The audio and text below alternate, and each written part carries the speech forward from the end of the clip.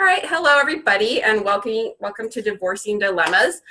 I am, as you hopefully know, Amanda Porter, family law attorney, and with me today is Lisa Babiak. Lisa, thank you so much for joining us. Absolutely. Thanks for having me, Amanda. Yeah, thank you. And so you are with Living Fully Balanced, correct? I am, yes. Great. And so tell us a little bit about what you do through that company. Sure. So let me backtrack a little bit. The Yeah. name Living Fully Balanced to me does not mean we all need to have equal amounts of time in work and life and family life. It does mean that we can live a fulfilled and happy life of balance however we choose to see fit. So living fully balanced to me is about helping women in particular reinvent themselves after change in life has happened. So feeling full and happy and balanced after a divorce, after the kids go off to college, in a new career. Yeah, awesome. Thank you. And as you know, as I've discussed with you, one of the reasons that I'm doing this is because as I've worked with my clients, I've come to realize that while they all have legal challenges or they wouldn't have hired me, Yeah. almost everybody also has some challenges in other parts because divorce touches so many different parts of their lives that, yeah, I can help them with the legal stuff, but there's usually a lot of other stuff that they need help with too to kind of make it past the divorce and live their best life. And so the idea behind the Divorcing Dilemmas is to talk to experts who can help give them that information and help them move past those challenges. So thank you so much for being with us today. I'm glad. Yeah, absolutely. So the topic that we're talking about today, I'm really excited about. It's about how to make decisions that are in line with your values.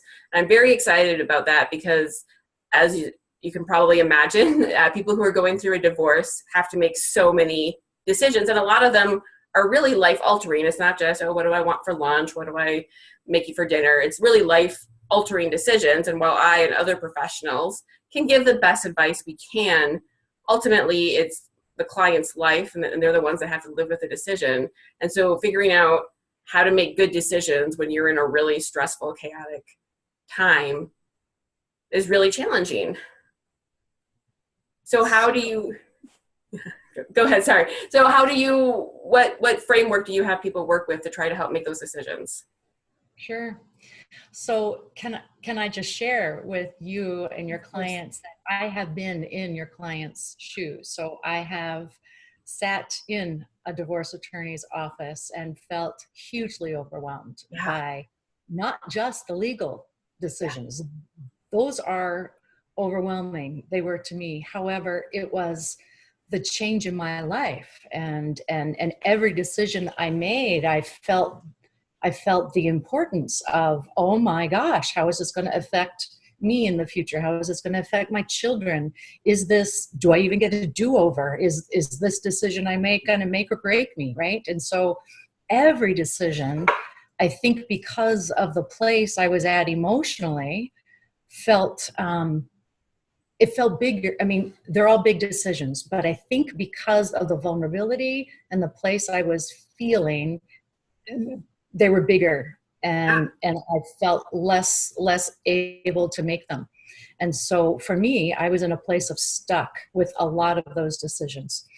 So after going through my divorce and also doing a lot of self-development for myself and researching and going through coaches training, I found great tools that are super simple to help kind of clear all that clutter of tons of information that sometimes can feel overwhelming.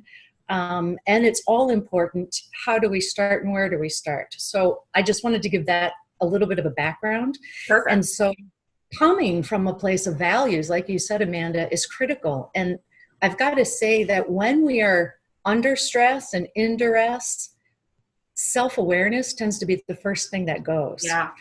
And self-awareness allows us to stay true to our values. So if your clients, like I was, are coming to you kind of feeling maybe angry, maybe betrayed, right. They are in the stuck place and so hard to make healthy decisions from a place of anger or negative emotion. Absolutely. So So what I share with my clients and what I personally needed to do for myself alone, and I will tell you it's way easier to do it with a mentor or a coach, but to stay in a place of coming from your values. And so what I like to do to solve this overwhelming dilemma of how do I make these decisions and how can I make them clear is to simplify through a funnel. And so I picture all of these decisions up here, but the funnel or the filter are my values. And as I filter those choices through my values, then maybe the decisions aren't easy, but they become much more clear. Does that make sense? That makes a lot of sense. And I think that's so great to be able to focus more on your values than your anger or betrayal or sadness, all of which are completely natural emotions. But do you want to be making decisions that will affect your life, your children's lives, for at least a long time through a lens of anger or through a lens of betrayal versus through a lens of whatever it is that you value most? So I think it's great to think about it in that. It's super critical and also super hard. Yeah. But I would encourage all of your clients to do their best to set aside the anger for just a little bit. It doesn't mean don't feel the anger, because I am a proponent of feeling every emotion we have so that we can move forward. However, in the decision-making process of the divorce process, if we can think of it as this is just a thing I need to get through to the other side. Yeah. And in order for me to feel good and happy about my decisions on the other side, I've got to honor my values. So what are they? And for me, what I needed to do is decide how I wanted to show up as a role model for my daughters. So I've got two girls, and at that time they were in middle school and high school. And I thought, how do I show them a woman in a tough situation, yet I was able to act with strength and character and grace? And so those were the three words I filtered everything through. And so if I would answer something like, if I make this decision, am I acting with strength? Am I showing character? Am I acting with grace? Then perhaps my answer is made. My decision is made. However, if there's something about that decision that feels like, yeah, it sounds like you took the easy way out. Maybe you weren't strong with that one. Or, ooh, you weren't acting with character on that one. You're a little bit more snarky than needed, right? That kind of helped me reel in some of those feelings that were coming to surface at a wrong time, right? I think there are great times to feel those feelings of anger or frustration or disappointment, but maybe not in the attorney's office. Completely agree with that. No, absolutely. Those emotions need to be processed, and no one's wrong for feeling them, but it's not going to help you make good decisions going through your divorce if you're coming from that. And everyone I've ever spoken to who has managed to, put those aside, process it, forgive, move on, they're so much happier in their lives after the divorce than those who are holding on to the anger and bitterness, and they're making all their decisions through that lens. So I think that's really great. Is there anything else that you wanted to add about this process for people who are trying to figure out how to make decisions with their values in mind? Sure. So I think just to keep it simple, ask yourself one question. So how does this decision exemplify boom, boom, and boom? And so identify three core values.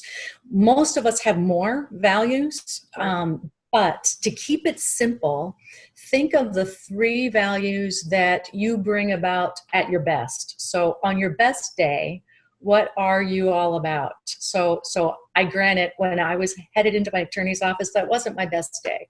So when am I at my best, and what are those values I'm bringing forward? And so for your clients, I just suggest, how does this decision bring about boom, boom, and boom, those three core values of mine? Great. That's awesome. Well, thank you so much for joining us. And for those of you watching, if you want to get in contact with Lisa, excuse me, and learn more about the process and maybe work with her to help figure out your core values and help move past your divorce, her contact information is either right below or right next to the video, depending on what platform. So please feel free to contact her and get more information about that. Thanks so much, everybody. Thanks again, Lisa. You bet, Amanda. Bye-bye. Bye.